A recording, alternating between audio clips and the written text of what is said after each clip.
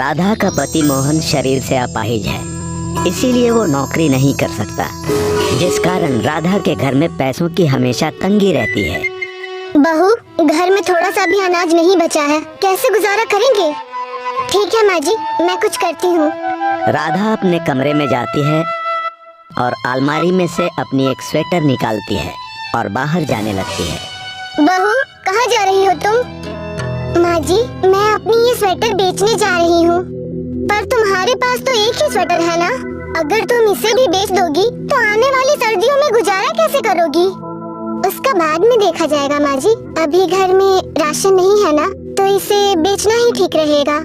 ठीक है बहू, जैसी तेरी मर्जी। राधा स्वेटर लेकर बाजार के लिए निकलती है। वो बाजार जाने के लिए जंगल वाला रास्ता चुनती है ताकि जल्दी से बाजार पहुंच सके। शाम का वक्त हो चुका है और ठंडी हवा चल रही है।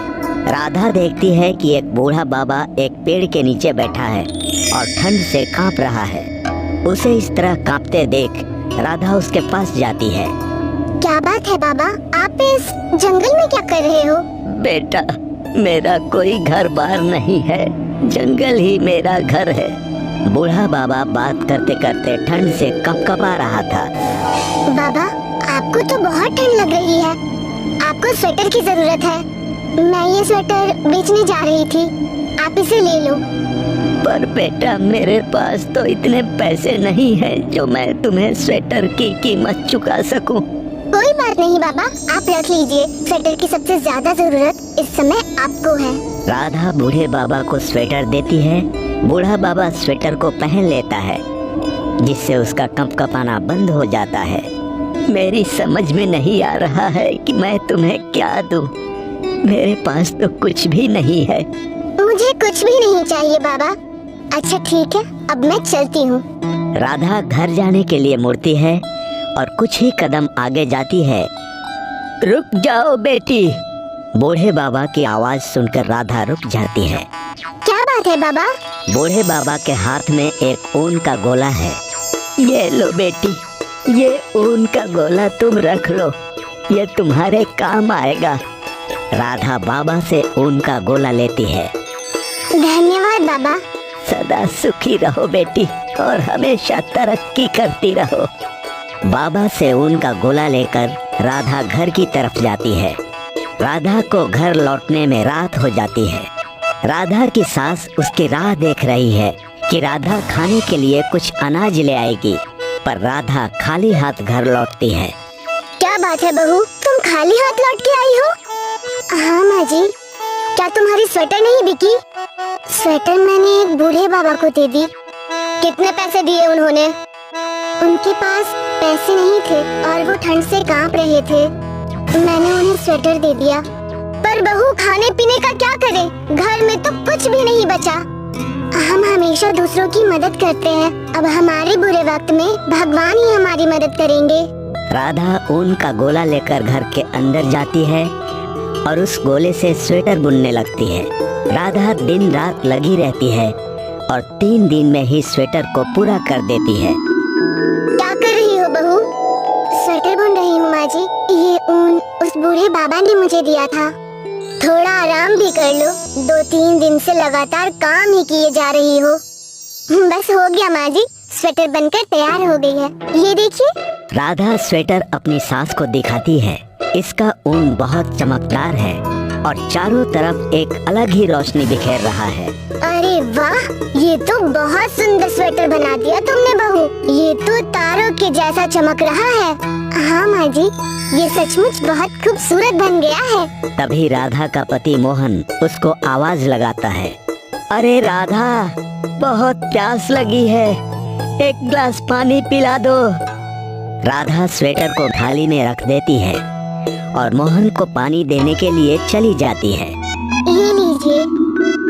जब राधा वापस अपने कमरे में आती है तो वो देखती है कि उसने जिस थाली में स्वेटर को रखा था वो थाली सोने की बन गई है और चमक रही है। ये देखकर राधा खुश हो जाती है और अपनी सास को आवाज लगाती है। माँ जी, यहाँ ये देखिए, थाली सोने की हो गई।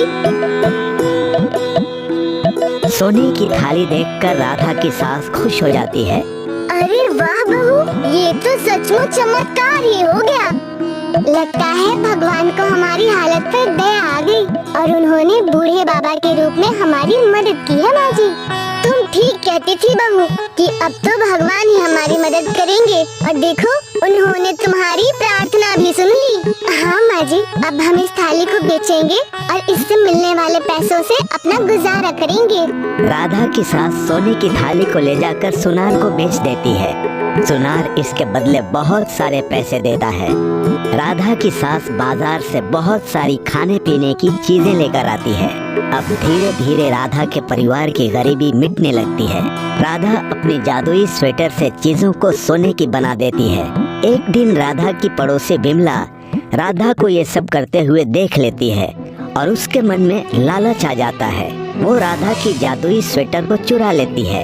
अच्छा, तो ये खजाना लगा है राधा रानी के हाथ। तभी मैं बोलूं कि ये सड़क छाप देखते देखते सेठानी कैसे बन गई। अब मैं इस स्वेटर से करोड़पति बन जाऊंगी। बिमला उस स्वेटर से अपने घर की सभी चीजें को छूने लगती है और देखते ही देखते घर की सारी चीजें, सारे कपड़े और खाने पीने की चीजें पत्थर के बन जाते हैं। ये देखकर बिमला रोने लगती है। हे भगवान, ये मेरे साथ क्या हो गया? बिमला को रोते चिल्लाते देखकर राधा दौड़ती हुई उसके पास जाती है। क्या हुआ बहन? राधा, मैंने तुम्हारा जादुई स्वेटर चुराया और इससे मेरे घर की सारी चीजें पत्थर की बन गई। ये कोई मामूली स्वेटर नहीं, भगवान का प्रसाद है और तुमने लालच में आकर इसे चुराया, इसीलिए तुम्हारे साथ ये सब कुछ हुआ है। मुझे माफ कर दो बहन। कोई बात नहीं, तुम्हें अपनी गलती का एहसास तो हो गया ना। राधा अपने हाथ में स्वेटर लेती है और उससे घर की सभी चीजों को फिर से छूती है। देखते ही देखते घर की सारी चीजें अपने पुराने रूप में आ जाती हैं। धन्यवाद राधा बहन, आज के बाद मैं कभी लालच नहीं करूंगी और किसी की चीजों पर बुरी नजर नहीं डालूंगी। राधा स्वेटर लेकर अपने घर चली जाती है और इस स्वेटर से जरूरतमंद और गरीबों की मदद करती है। लालच बुरी बला है।